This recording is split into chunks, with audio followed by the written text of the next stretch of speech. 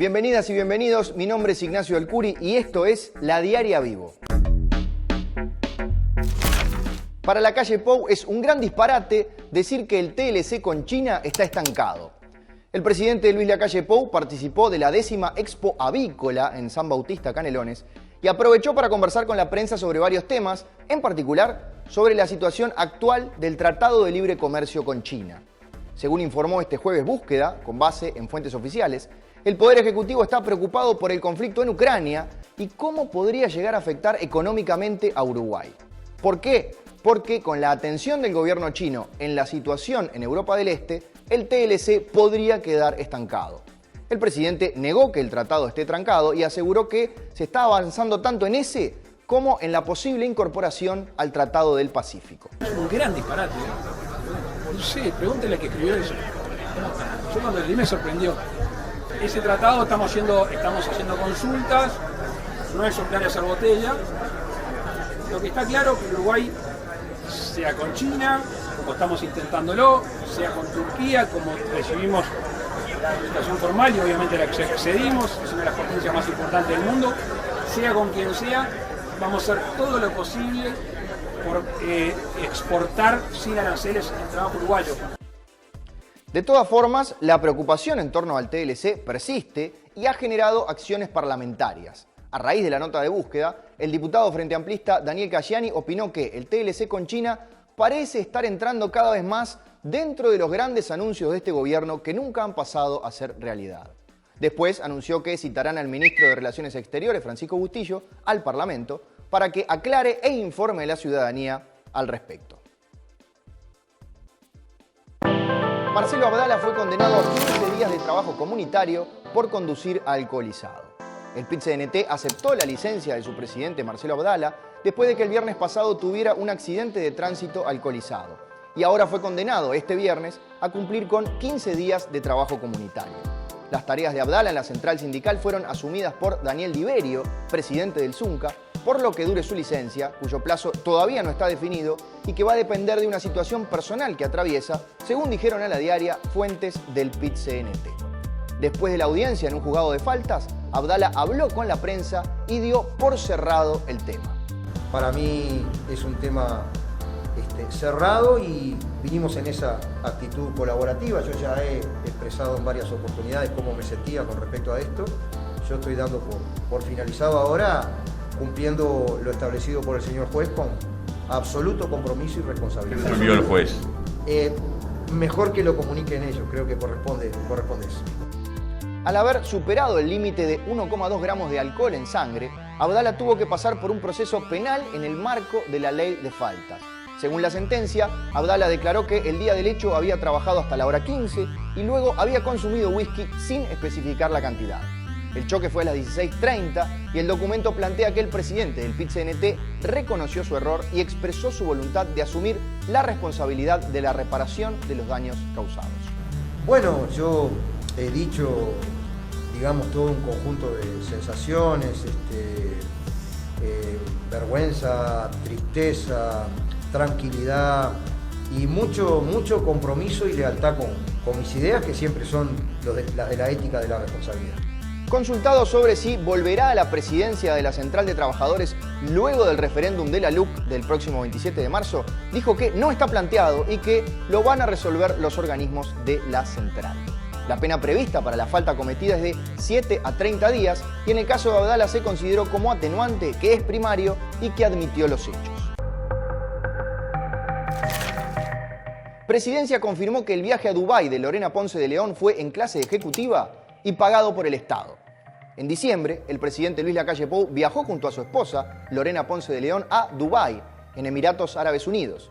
En ese entonces, una resolución de presidencia designaba el viaje de Ponce de León como misión oficial y determinó que se abonen $11.930 de costo del pasaje por parte de presidencia, así como $25 por el seguro del viaje.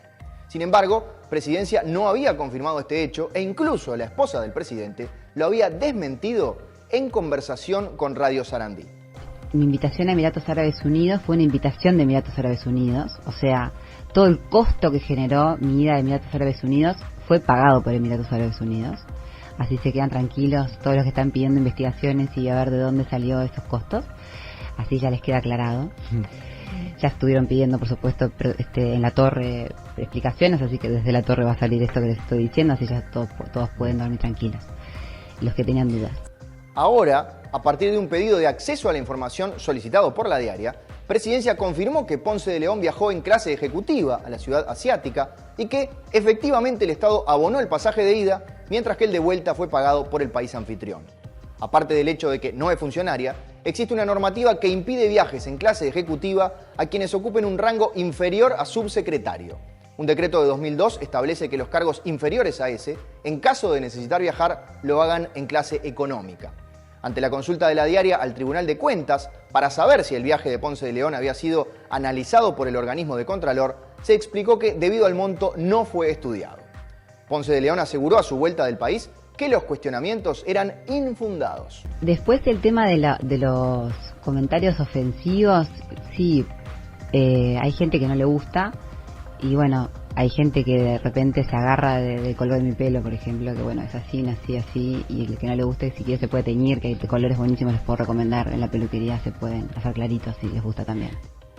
Tras el viaje de Ponce de León y las críticas que surgieron, el subsecretario de Turismo Remo Monseglio recordó a la Radio Universal que en 2005, cuando falleció Juan Pablo II, María Auxiliadora de Vázquez, esposa del expresidente Tabaré Vázquez, viajó en representación del país con su hijo Álvaro. A su vez, la familia de Vázquez informó que los gastos corrieron por su cuenta.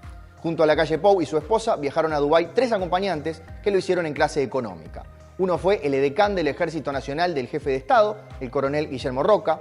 Además, viajó el adscripto Alejandro Astesiano, jefe de la custodia presidencial que tiene más de 20 indagatorias policiales por múltiples delitos, y Juan Seré, hombre de máxima confianza del presidente, quien además es director de la empresa de comercio exterior Jaume y Seré. COSE acordó con la oposición prórroga para votar en la Junta Departamental el préstamo con el BID. La intendenta de Montevideo, Carolina Cose, se reunió esta tarde con representantes de la oposición departamental y con el ministro de Ambiente, Adrián Peña, para tratar la situación del préstamo del BID que no termina de convencer a la oposición. En esa instancia acordaron solicitar al Banco Interamericano de Desarrollo 90 días de prórroga para la aprobación del préstamo de $70 millones para obras de saneamiento y limpieza. COSE detalló a través de un hilo de Twitter toda la discusión que se dio desde el inicio de la iniciativa hasta este viernes, haciendo hincapié en que se ha buscado hacer lugar a los reparos de la oposición con el fin de que voten el préstamo. En el día de hoy hemos convocado a todos los partidos con representación en la Junta Departamental a reunirnos para seguir buscando acuerdos que permitan avanzar con el programa del BID, escribió en este sentido. Además de la prórroga, a partir de este sábado empezará a trabajar en el tema una comisión de trabajo con el fin de acordar una solución en conjunto.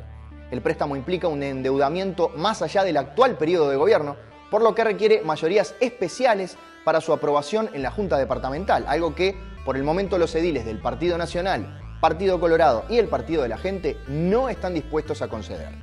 En particular, la oposición ha planteado que no está de acuerdo con la cantidad pensada para invertir en limpieza, ya que quieren hacer hincapié en las obras de saneamiento. Ante esto, la Intendencia se comprometió a destinar $12 millones de su presupuesto para este fin, pero sigue sin haber acuerdo. Familia de uno de los fallecidos en incendio en el Comcar inicia juicio contra el Estado. El 9 de diciembre hubo un incendio en el módulo 4 de la Unidad 4 Santiago Vázquez, ex Comcar, en el que murieron 2 hombres. Además, otros 3 resultaron heridos de gravedad y 2 fueron internados en el Centro Nacional de Quemados, pero fallecieron después. El único sobreviviente fue internado en el Hospital Español, donde permanece en recuperación. A raíz de estos hechos, la familia de uno de los privados de libertad fallecido en el incendio inició un juicio contra el Estado en el que reclaman $90.000 por los daños sufridos. Rodrigo Rolón, abogado de la familia, explicó a Telenoche que demandará al Estado ya que debe garantizar las condiciones de las cárceles. Además, consideró que se está aplicando la pena de muerte de hecho en las cárceles porque todos los días mueren presos y no puede ser que el Estado no se haga cargo de eso. Después de los hechos, el comisionado parlamentario penitenciario presentó un informe al Parlamento donde señala que el Estado es responsable de custodiar la vida de los privados de libertad y que es patético que haya habido 2 guardias para 653 personas el día del siniestro. Además, retomó un reclamo histórico, que las cárceles cuenten con habilitación de bomberos y sugirió resarcir a las víctimas y a sus familias por el daño moral sufrido. En ese entonces, desde el Ministerio del Interior se dijo que no se hubieran podido evitar los hechos y el ministro Luis Alberto Heber reafirmó que, aunque las familias tienen todo el derecho a reclamar, es la justicia quien va a determinar si se las tiene que indemnizar. Los 4 agresores del caso de Maldonado fueron imputados por violencia privada agravada y lesiones. Los 4 hombres responsables de agredir a su vecino de 18 años en Punta del Este fueron imputados este viernes por los delitos de violencia privada agravada y lesiones personales. Los hombres golpearon, amenazaron y atropellaron con un cuatriciclo a su vecino de 18 años en Punta del Este, alegando que lo confundieron con un ladrón. Uno de ellos fue imputado en calidad de autor y los otros 3 como coautores por parte de Ana Laura Roses, a cargo de la Fiscalía Departamental de Maldonado, de segundo turno. Aunque la Fiscalía pidió la prisión preventiva de los imputados por 90 días, el juez letrado de Maldonado de primer turno, Sebastián Amor, rechazó la medida cautelar. En cambio, aplicó medidas limitativas de la libertad como la fijación de domicilio, la prohibición de salir del país y la restricción de acercamiento a la víctima por 90 días. Esta decisión fue apelada por Roses, según contó luego a la prensa. Sí, nosotros apelamos la decisión del juez respecto de la medida cautelar. Pues solicitamos la prisión preventiva, que el juez no hizo lugar, y ya la apelamos ahí en el momento. O sea, se hizo la apelación, ya se hicieron las fundamentaciones y ya se envía directamente al Tribunal de Apelaciones para que lo estudie y lo resuelva. Yo entendí que existían los riesgos procesales, como sabemos, para poder pedir una medida cautelar y de prisión preventiva, nuestra ley, nuestro Código de Proceso Penal exige que se den determinados riesgos procesales. En este caso, nosotros entendimos que estaba configurado el riesgo para la víctima y de entorpecimiento de la investigación, y en base a eso fue que solicitamos la prisión. En 48 horas, un tribunal de apelaciones deberá evaluar el pedido de apelación y tendrá aproximadamente una semana para decidir si la acepta o no. Roses precisó que desde el momento que tomaron conocimiento del caso, la unidad de víctimas y testigos trabaja con la víctima. El joven está muy afectado, por eso no estuvo tampoco presente aquí en la audiencia. Como ustedes vieron, estuvo sí el papá y la mamá. Él no pudo estar aquí presente porque está realmente afectado, está mal, está con miedo realmente. Como yo dije en la audiencia, está con síntomas de estrés postraumático. Entre los elementos que mencionó para el pedido de prisión preventiva está la intención de resarcir el daño a la familia afectada para que no presente cargos y para que se retiren de la casa que habían alquilado. Los videos de las cámaras de seguridad del Ministerio del Interior permiten ver parte de lo ocurrido y funcionarán como evidencia, al igual que las declaraciones del joven, según informó la fiscal. Empresas de cable perdieron derechos de transmisión de los partidos del fútbol uruguayo por streaming. Este viernes comienza la segunda fecha del torneo Apertura del Campeonato Uruguayo de Primera División. Y a partir de este momento, esos partidos no se podrán ver en las plataformas de streaming de los operadores de cable uruguayo, como sucedía hasta ahora. La información se empezó a divulgar después de que los cables comenzaron a comunicarles a sus clientes la afectación del servicio. DirecTV Go, TCC Vivo, Cablevisión Flow, NS Now de Nuevo Siglo y MC Go Live de Montecable son algunas de las plataformas afectadas por la pérdida de los derechos de transmisión.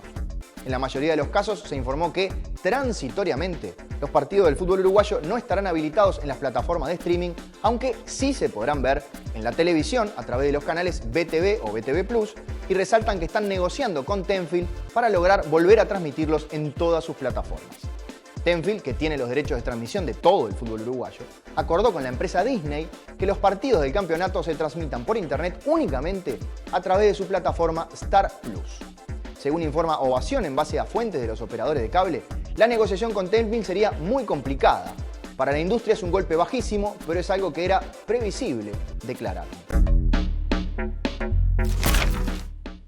Hoy es la última noche del desfile de llamadas 2022. La semana pasada debió suspenderse el desfile de llamadas a causa del mal tiempo. Este jueves finalmente fue la primera noche del desfile y hoy será la última. Por la calle Isla de Flores, con un recorrido de 950 metros desde Selmar Michelini hasta Minas, 25 comparsas desfilaron anoche y otras 25 lo harán este viernes a partir de las 20. Según dijo Aníbal Pintos, de la Asociación Uruguaya de Candombes, hay 40 barrios de Montevideo representados en las distintas comparsas y celebró el regreso del carnaval luego de que no pudiera hacerse en 2021 a raíz de la pandemia. Por motivos sanitarios hay un aforo del 70%, no se pueden llevar sillas particulares y hay que permanecer en el asiento y usando tapabocas. La Intendencia de Montevideo informó que vecinas y vecinos pueden compartir sus balcones con personas que no vivan allí. Hasta acá llegó la Diaria Vivo de hoy. Por más información, análisis y entrevistas, podés visitar nuestra página web. Nos vemos el lunes, nos leemos siempre.